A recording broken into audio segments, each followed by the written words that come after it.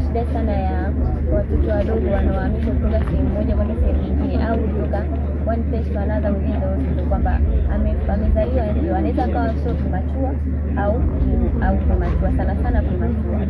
Wanatenda ya kupoteza joto kwa haraka. Kwa hiyo kupoteza joto kwa haraka, kifo kinamsababisha sana na watoto wadogo kwa sababu ya kupoteza joto. Maana yake yeye anapoteza 35 mpaka 37. Ikitokea tu zimeshuka ile 34, ana nani kubwa, possibility kubwa sana ya kukata maisha.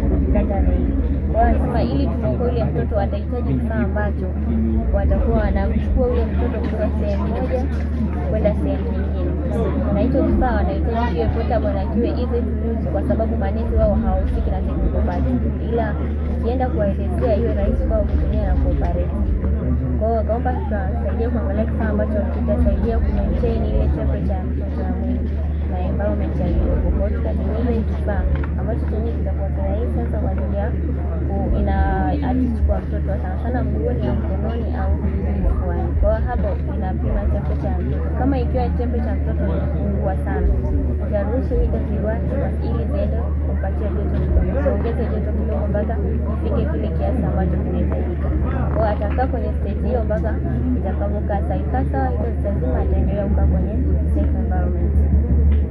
Kwa nini tunatengeneza kifaa na kwa nini Tanzania? Kwa sababu kwa asilimia kubwa Tanzania hospitali za ndogo au hata kubwa kifaa cha ndani hakisafirisha na ambavyo vinanunulia ni pipeline sana sana, ambapo zahanati nyingi sio rahisi kufanya, na hiki sio kwa ajili ya mtu binafsi, ni kwa ajili ya hospitali. Kwa sababu kifaa kama hivi sio rahisi binafsi, kwa sababu sio muda wote yeye atakuwa na yule mtoto ambaye ni premature. Rate ya vifo na milioni 45 kutokana na Global Health wanavyo na hizo statistics. Tumeona teknolojia ya kuwezesha mtoto mchanga aweze kusafirishwa kutoka eneo moja kwenda eneo jingine bila kupata shida ya baridi kufikia, na bila kutumia sayansi, teknolojia na ubunifu, serikali au taifa lolote haliwezi kuwa na uchumi imara.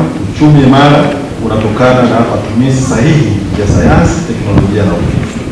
Muyunga Campus iwe chuo maarufu katika kanda, sio tu wa Tanzania wasome, hapana, wa Zambia, wa Kongo, wa Malawi na wao wanakuja kusoma.